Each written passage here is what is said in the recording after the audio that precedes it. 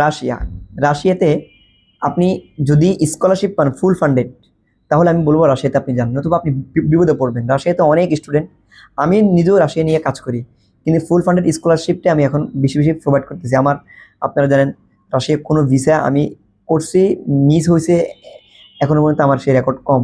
কিন্তু এরপরও অনেকে শখের বসে রাশিয়া বা বন্ধু বান্ধব আছে বা কোনো কারণে সে রাশিয়া যায়, যেতে পারেন।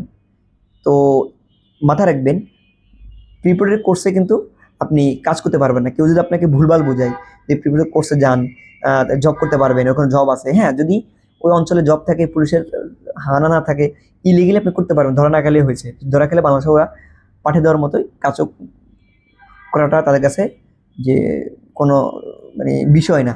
তো যাই হোক, রাশিয়াতে কেউ যদি ফুল ফান্ডেড স্কলারশিপ, গভর্নমেন্টের স্কলারশিপ সে পায়, তাদের ভিসা মিস হয় না।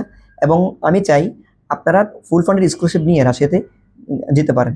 ফুল ফান্ডেড স্কলারশিপ আপনার সারা বছর আপনার কোনো টাকা দেওয়ার চিন্তা থাকবে না, আপনার অ্যাকোমোডেশনটাও ফুল ফ্রি, তারপরে টিউশন ফিটাও ফুল ফ্রি। এভাবে আপনি পুরা কোর্সটা, ইঞ্জিনিয়ারিং সাবজেক্ট 5 বছর, 5 বছর লাগে, 1 বছর ফাউন্ডেশন আর 5 বছর আপনি পুরোটা শেষ করতে পারবেন। মজার বিষয়, সেকেন্ড বছর থেকে আপনি জব করার অনুমতি গভর্নমেন্ট কেন্দ্রিক থাকবে আপনার। এটাই সবচেয়ে বড় বিষয় যে রাশিয়াতে কেউ যদি মানে চোখ বন্ধ করে টাকার লোভে পড়ে বা কোনো তার ওকেশন না থাকে, শুধু শুধু সে যদি রাশিয়াতে যেতে চায় ক্যারিয়ার বিল্ড আপ করার জন্য, আমি বললাম এটা টোটালি একটা বোকামি ছাড়া আর কিছুই হবে না।